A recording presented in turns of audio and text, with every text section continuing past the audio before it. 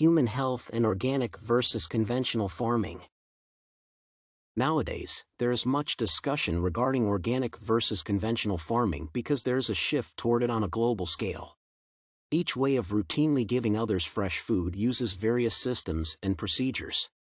The issue is which of these two is healthier for a person to eat and how they affect the environment. Non-organic foods are produced using chemicals and pesticides created by humans, whereas organic foods are made using conventional farming and natural pesticides. This essay will be structured to explain why eating organic food is better for human health than eating non-organic food.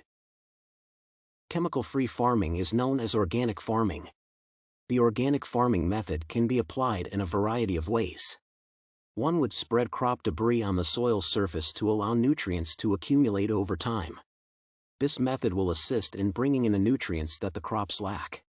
The various crop outputs are, however, impacted by organic farming. The amount of a crop gathered on an acre of land is known as a yield in agriculture. Because farmers' salaries depend on how much food they produce, the outcome is significant. Therefore, a farmer will profit more if their crop output is high. Because it functions successfully in some situations, organic farming does have a part to play. Strawberries are only one of the many fruit varieties with a higher yield than traditional farming. Soybeans, an oilseed crop, have a lower product. Farmers can increase their output even when they currently have a softer result. It would therefore be possible to generate proportional outcomes. One method would be to grow them in rotation with leguminous crops that fix nitrogen into the soil or use other land management techniques. The effects of farming practices on soil health are a better lens for measuring their influence on nutrient density, since agronomic effects on nutritional profiles do not simply fall out along the conventional versus organic divide. The farmers in various regions who might be having a hard time making a profit from their crops will benefit from this. When farmers employ chemical fertilizers to fertilize fields while the crops are still developing and supplying essential nutrients, this is known as conventional farming. The majority of crops grown conventionally are cereals like wheat. Farmers' attempts to grow these crops using organic methods did not succeed. Vegetables and other cereal crops, including wheat, do poorly under organic farming. Because a significant portion of the population consumes grains like wheat, this significantly impacts consumers.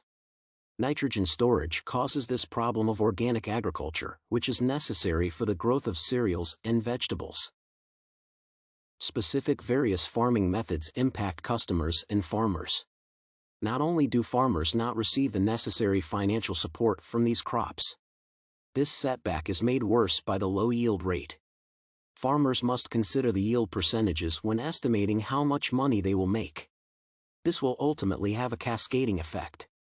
Farmers will have to close down their operations if they can no longer maintain their farms due to a lack of income. As a result, one less farm would provide vegetables to the retailers.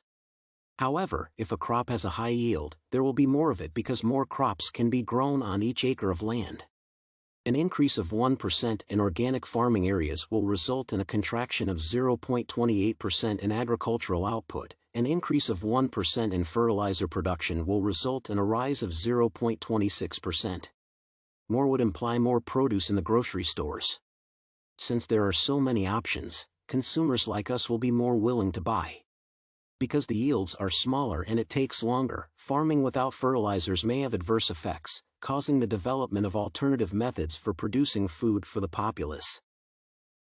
Organic foods often meet the same quality and safety criteria as non-organic foods and typically have equal nutrients, vitamins, and minerals.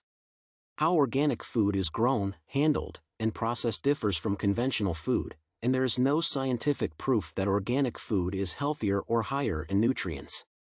Some people purchase organic food because it is healthier and much better for the environment than non-organic food.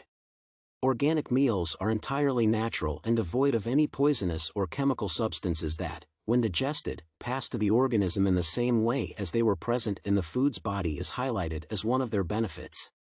Foods that include artificial processing are more expensive since they take longer to make and are produced on a smaller scale, which eventually leads to a higher price when the item is delivered to the client. Organic farming has two primary goals: first, to lessen the negative environmental impact, and second, to strengthen overall sustainability. This indicates that agricultural operations look after the land to ensure its long-term usefulness, as more people were employed per acre on organic farms. Animals raised in natural habitats must provide meat and organic animal products. Using antibiotics or growth hormones, farmers must give them access to the outdoors, organic food, and clean housing. Animals that are not organic are frequently given these items. Organic agriculture's benefits are natural resource conservation, pollution reduction, and soil erosion reduction. Organic farmers avoid using pesticides that could harm both plants and animals. Food, in particular agricultural items, might degrade more quickly. Given the higher costs of organic cultivation and the constrained supply, some people may have recognized that organic goods are more expensive than non-organic items. Prices tend to go down as more individuals consume organic products. In conclusion, evaluating which strategies would work when the world economy develops more efficient ways to produce food more quickly for our expanding population is crucial. Although organic farming is beneficial for the environment and does aid in the growth of some crops, most people consume vegetables and grain-based crops. Although it would take longer and result in a smaller yield of those essential crops, farmers might also utilize other organic approaches to increase profits. The yield percentage is the first of many issues that must be solved as the globe develops more organic production systems for organic farming to catch up with the expanding population.